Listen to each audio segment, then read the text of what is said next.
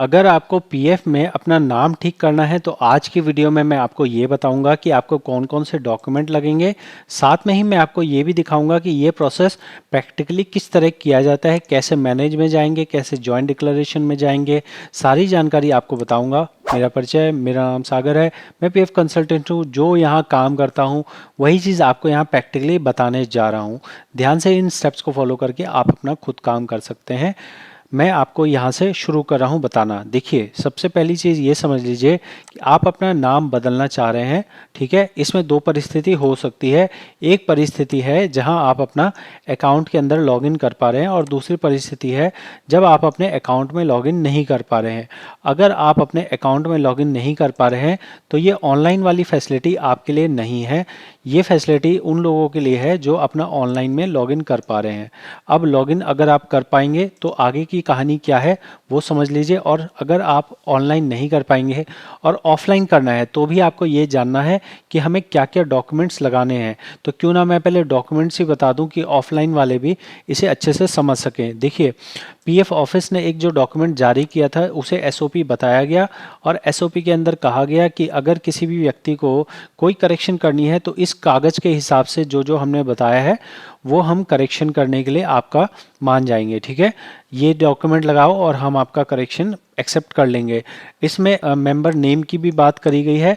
अब member name का जब पैरामीटर आया तो नेम में बताया गया कि नेम में करेक्शन दो तरह की करेक्शन है। एक है छोटा करेक्शन और दूसरा है बड़ा करेक्शन, जिसे माइनर करेक्शन और मेजर करेक्शन कहा गया है। माइनर वो हो गया जब हम दो अक्षर मतलब ए बी सी डी है, ये अक्षर है, अगर दो अक्षर से कम है या दो अक्षर है तो उसे माइनर करेक्शन बोला जाएगा और अगर दो अक्षर से ज़्यादा है तो उसे मेजर करेक्शन बोला जाएगा। मेजर करेक्शन होगी तो 3 डॉक्यूमेंट लगेंगे, माइनर करेक्शन होगी तो 2 डॉक्यूमेंट लगेंगे। अब इनमें डॉक्यूमेंट क्या क्या है ध्यान से समझिएगा।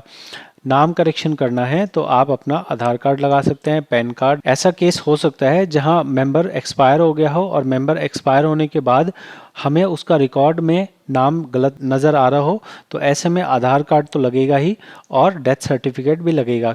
ऐसा क्यों लगेगा? क्योंकि वो जो जॉइंट डिक्लेरेशन फॉर्म अगर भरा जाएगा तो उसमें मेंबर तो जिंदा है नहीं, तो साइन कौन करेगा? साइन उनके पेरेंट्स या जो भी फैमिली मेंबर होंगे वो करेंगे। तो ऐसे में वहाँ लिखा जाता है कि मेंबर एक्सपायर हो चुका है, इसके बिहाफ पे कोई और साइन कर रहा है। ठीक है, इसलिए डेथ सर्टिफिकेट यहाँ कहा गया है। बर्थ सर्टिफिकेट नॉर्मल केस है, ड्राइविंग लाइसेंस नॉर्मल केस है। डॉक्यूमेंट में जो आपको कह रहा हूँ प्रैक्टिकली जो जो चीज़ें होती है वो आपको बता रहा हूँ। ठीक है, इसके बाद ये स्कूल लिविंग सर्टिफिकेट, बैंक की पासबुक फ़ोटो के साथ, जैसे पंजाब नेशनल है ना वहाँ पे फ़ोटो लगाते हैं, एसबीआई में फ़ोटो लगाते हैं, तो ये भी आपके नाम के लिए वैलिड रहेगा। पैन कार्ड हो गया, राशन कार्ड हो गया, वोटर आईडी कार्ड हो गया। ठीक है, पेंशनर सर्टिफिकेट हो गया। बाकी नीचे वाला जो है वो कुछ खास नहीं है। अगर आपके पास एससी एसटी सर्टिफिकेट हो वो आप लगा सकते हैं। इसके बाद वीज़ा हो वो लगा सकते हैं। फ्रीडम फाइटर कार्ड हो ये लगाया जा सकता है। ठीक है जी। अब ये वाले जो है अगर आपके लिए एप्लीकेबल हो तो आप वो लगा सकते हैं। इंडियन ओरिजिन PIO अगर आपके पास हो तो आप लगा सकते हो। अब इसमें से इम्पॉर्टेंट क्या है? इसमें से इम्पॉर्टेंट ये समझना है कि अगर नाम में थोड़ी बहुत गलती है ना तो आपके पास हो सकता है कि 4 डॉक्यूमेंट हो। अब आप कंफ्यूज हो रहे हो कि अब मैं 4 में से क्या लगाऊं, तो ये समझ लो कि सबसे पहले आधार तो लगाना मैंडेटरी है ही है। आधार के बिना तो चलेगा ही नहीं, आधार तो सबसे इम्पॉर्टेंट डॉक्यूमेंट है, आधार लगेगा ही लगेगा। अब ये समझिएगा कि आधार में जो फादर नेम है वो फादर नेम भी देखा जाएगा। ठीक है, तो सिर्फ आप अपने नाम के लिए भी अगर डॉक्यूमेंट लगाएंगे और उस डॉक्यूमेंट में नज़र आ रहा है कि फादर नेम गलत है तो फादर नेम को भी ठीक करना पड़ेगा। ठीक है, तो आपके आधार कार्ड और आपके पैन कार्ड और जो भी एक्स्ट्रा डॉक्यूमेंट हो उन सभी डॉक्यूमेंट पे फादर नेम की भी स्पेलिंग ज़रूर से मैच कर लें। अगर फादर नेम की स्पेलिंग मैच नहीं करोगे तो रिक्वेस्ट जाएगी, कंपनी वालों को कोई फ़र्क नहीं पड़ता, वो एक्सेप्ट कर लेंगे और पीएफ ऑफिस वाले रिजेक्ट कर देंगे। तो आप डॉक्यूमेंट का समझ के चलिएगा। ठीक है, अब मैं आपको प्रैक्टिकली ये काम करके दिखा देता हूँ। इसके लिए मेंबर होम पे लॉगिन कर लेना है। अगर आप लॉगिन नहीं कर पाएंगे उसके लिए भी मैं बताऊंगा, पहले लॉगिन वालों को बता देता हूँ। मैनेज पे जाएंगे, जॉइंट डिक्लेरेशन पे जाएंगे, कंपनी सेलेक्ट करेंगे, गेट डिटेल करेंगे। गेट डिटेल करने के बाद 3 स्टेप है। आपको क्या रिक्वेस्ट अपडेट कर रहे हैं, डॉक्यूमेंट अपलोड कीजिए और उसके बाद आप अपनी एप्लीकेशन देख के इसे आगे लगा दीजिए। ठीक है, यहाँ कह रहा है कि अगर मैरिटल स्टेटस बदलना है या नेशनैलिटी बदलनी है तो कोई डॉक्यूमेंट नहीं चाहिए।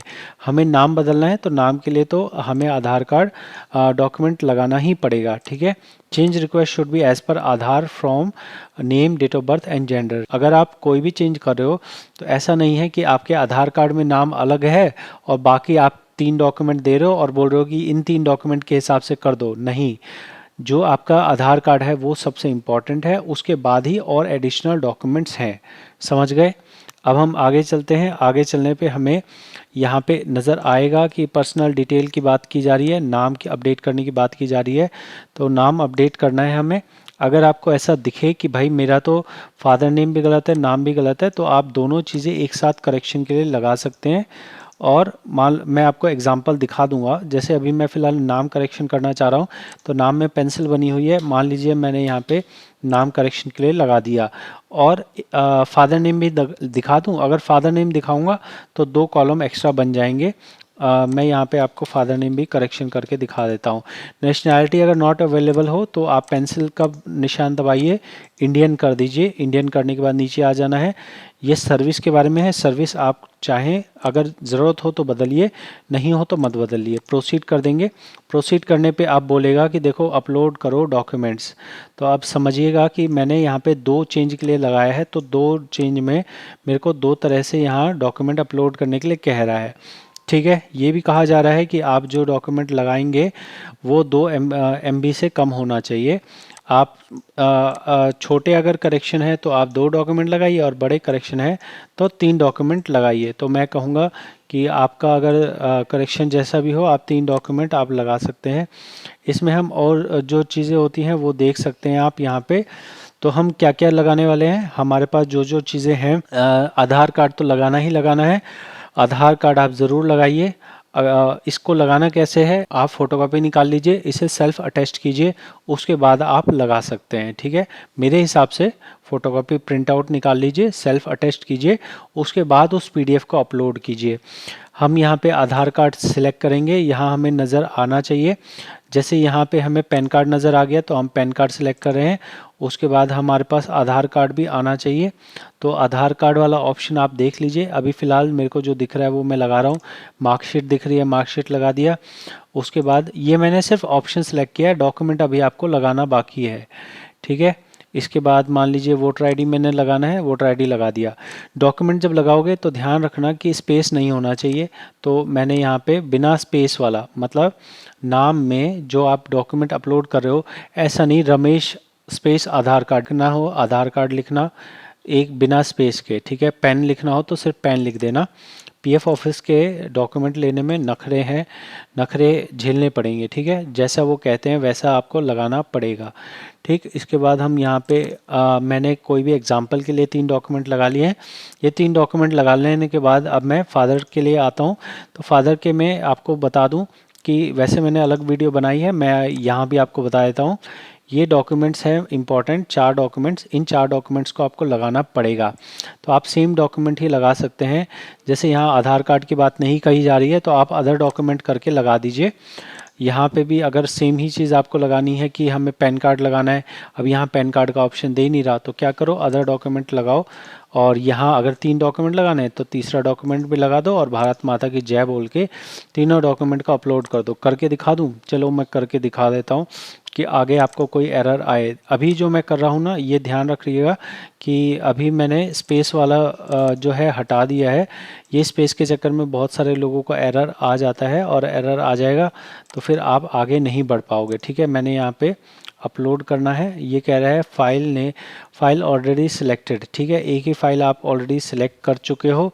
तो यहाँ मैं एक बार देख लेता हूँ, जो ऊपर वाला डॉक्यूमेंट था, जो ऊपर वाला डॉक्यूमेंट है वही डॉक्यूमेंट यहाँ पे भी है और ये इसको ले नहीं रहा, जो कि गलत है। मेरा आधार कार्ड ऊपर भी हो सकता है, मेरा आधार कार्ड नीचे भी हो सकता है, तो इसमें भाई क्या नुकसान है तेरा। ठीक है, तो अगर ऐसा ये करे तो आप क्या करना, थोड़ा सा नाम बदल देना। थोड़ा सा नाम बदल के वही डॉक्यूमेंट वापस से अपलोड कर देना। ये तो सिस्टम की कमी है, बाकी जब पीएफ अधिकारी इसको देखेगा तो उसके पास तो डॉक्यूमेंट की तरह खुलता है, और जब डॉक्यूमेंट की तरह खुलेगा तो वो प्रॉपर इसे देख पाएगा, प्रॉपर उसे समझ पाएगा। यहाँ सिस्टम की कमी है, तो मैं यहाँ क्या कर रहा हूँ, देखो मैं चालाकी दिखा रहा हूँ, एक डिजिट मैंने डिलीट कर दिया और फिर इसको अपलोड कर दिया। ठीक है, अब देख, अब बता भाई अब कहाँ एरर आ रहा है।